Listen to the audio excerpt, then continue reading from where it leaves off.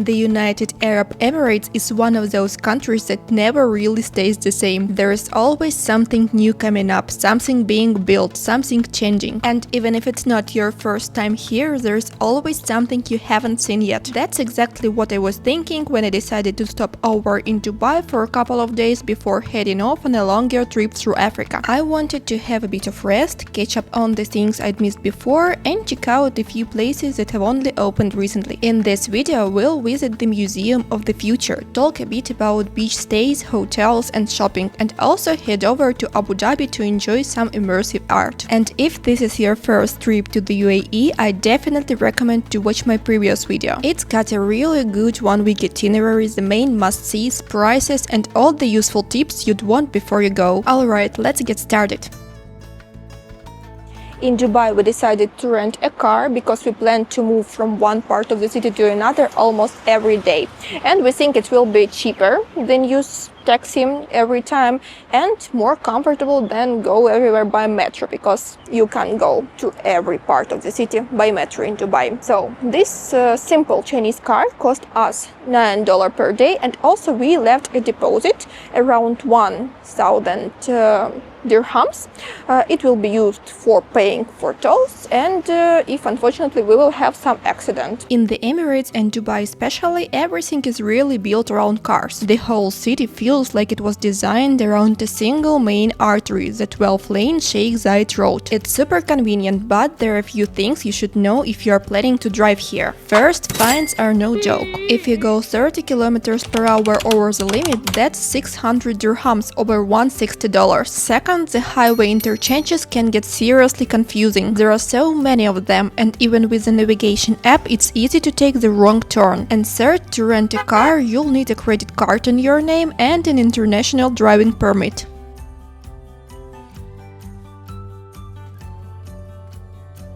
We arrived to the Museum of the Future. I think it's one of the most popular places in Dubai because in peak season you need to buy tickets here in 2 or even 3 weeks. So because of it, I have never been here before. But now it's not so crowded in Dubai, so I can't miss this chance to visit this place. I bought tickets online and one ticket cost 150 dirhams. The Museum of the Future is like a portal to the year 2071. The experience spans 5 floors and it all starts with the simulation of a spacecraft launch.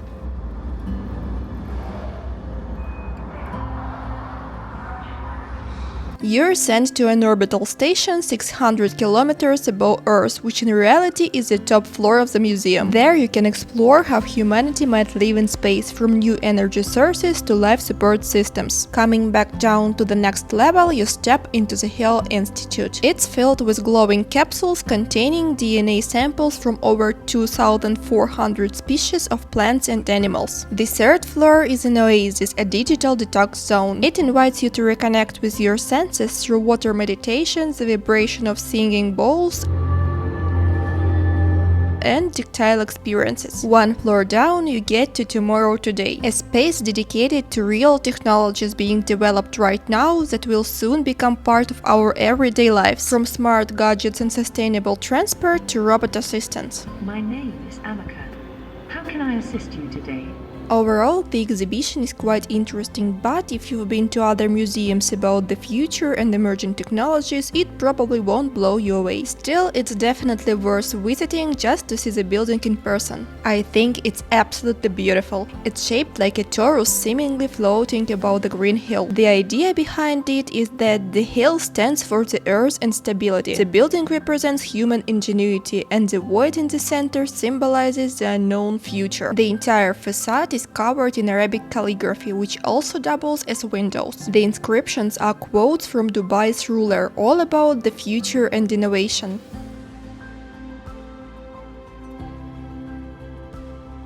We decided to stay for one night in a hotel which is located in Dubai Parks and Resorts. Even though now all the parks are closed, for us it's not the big problem because the main thing which we want to visit nearby is the outlet village. However, if you're interested in parks, you can check my previous video about Dubai. I visited in this video Motion Gate Park and made the overview. Now it's a room tour time, so we actually get upgraded. Instead of the regular room, they gave us a huge family suite, like multiple rooms big. And look, here's a gift we can take home. A little branded bag with some bracelets inside. Pretty cute, kind of for kids, I guess. I don't really know why there are so many, but still nice. So here is the living room. They left us a welcome treat. Baklava, eclairs, fruits and 2 coconuts. TV is there, but nothing special. And check out this balcony. It's massive with a view over the whole resort. You can see the parks from here. That's actually Motion Gate over there. The property is pretty huge. We'll go walk around later. There are also chairs out here. You can just sit and relax. We've got also a little bar area with lots of water plus the usual tea and coffee setup.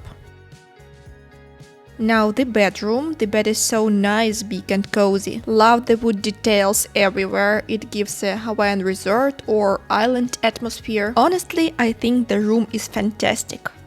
Our booking also came with a $100 deposit for on-site spending, so we decided to use it for dinner at one of the hotel restaurants. And we really enjoyed the food. Rolls, salads, fish, wok dishes, everything was delicious.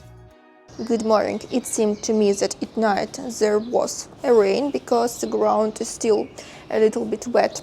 But the weather even cloudy, but I think good because it's quite warm now. And the place at all is wonderful. Do you hear how birds sing? The hotel's design is inspired by Polynesian culture. The property is really green, full of palm trees and tropical plants. Thatched roofs and bamboo ceilings give it the island coast vibe, even though the ocean isn't exactly right there. But there are several outdoor pools and a lazy river where you can float along on inflatable rings. Plus a spa, daily activities and entertainment for both kids and adults. I honestly really loved this hotel and I'm hoping to come back again when the parks are open to get the full experience. Next, we headed to the outlet village. It wasn't that we are looking for anything specific, more like we just wanted to see what they had and how the place works. The whole complex is designed in an Italian style, with cobblestone-like streets and terracotta facades. As for the shops, there are a few luxury brands like Dolce & Gabbana, quite a few more affordable but still premium ones like Michael Kors and Polo, plus a bunch of sports stores and multi-brand shops where you can actually find some good pieces at decent prices.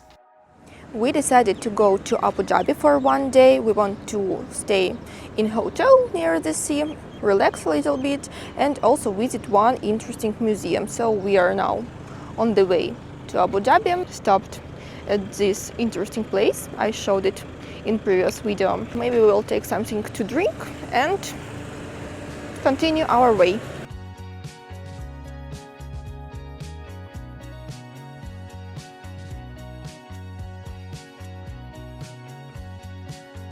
We arrived to a museum called teamLab Phenomena. It's new.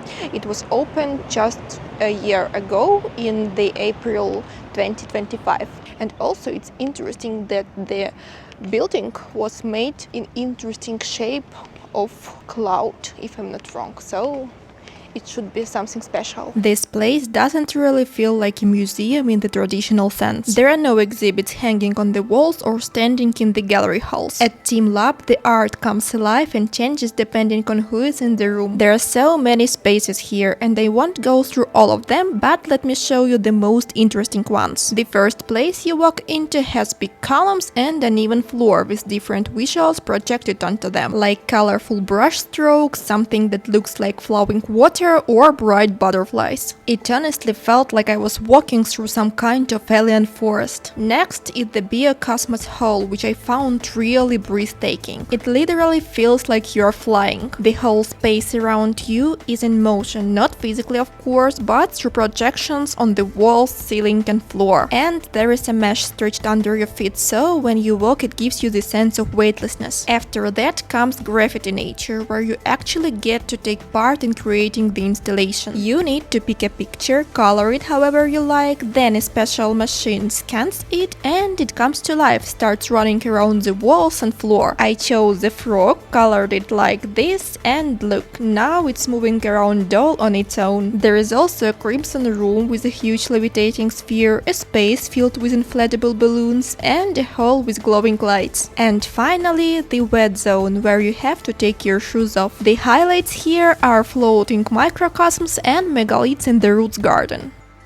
This experience was even better than I expected, because maybe 3 years ago I visited in Dubai the place.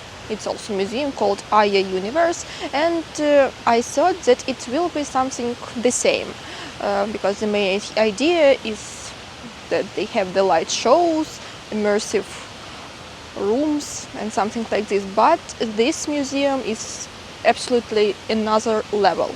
It's worth every dirham that we pay. The standard ticket is 165 dirhams, but they do offer discounts sometimes, and you can also find better deals on certain websites. Our visit took about 2.5 hours, which was enough time to explore everything at a relaxed pace. And after you're done, you can visit the stylish cafe on the museum's rooftop and try some Japanese pastries and desserts. I really enjoyed the cozy terrace with the nice view, and the cake was delicious. Right nearby, there's also the Louvre and the Natural History Museum, which also has a stunning building. The whole rooftop is covered in greenery. In Abu Dhabi, we chose the Méridien hotel. It's one of the city's oldest luxury hotels, but despite the age, it's still really popular. The location is pretty convenient. Just a few minutes walk from Abu Dhabi Mall, right in the middle of the city, but still with its own private beach. And overall, it's set up as a resort, so it's got pools, restaurants, and a really green property. Swimming pool here more popular than sea. Maybe because it's like not the prettiest beach. But the water actually is good. It's warm, I think 25 degrees. Now here's no waves, just calm water. Honestly, I never really thought of the UAE as a beach destination. For me, this country has always been more about the energy, the skyscrapers, the Arabian vibe, and the sea was just a nice bonus. But this time I decided to dig a little deeper into the topic. So there are several coastlines here, and a lot depends on which Emirates you're in. In Dubai and Abu Dhabi, the beaches are mostly urban. Of course, they are beautiful and well maintained, but still right in the city. There are also hotels beaches, often on artificial islands like the Palm or Saadiyat, but that kind of stay usually costs more than in other Emirates. Sharjah and Ras Al Khaimah are quieter, more laid-back Emirates with wide beaches and good hotels at reasonable prices. Fujairah is the only Emirate that faces the Gulf of Oman rather than Persian Gulf, so the water there is cleaner, cooler, and full of marine life. That's where people go for diving and snorkeling. And then there's Ajman, the smallest but still authentic Emirate,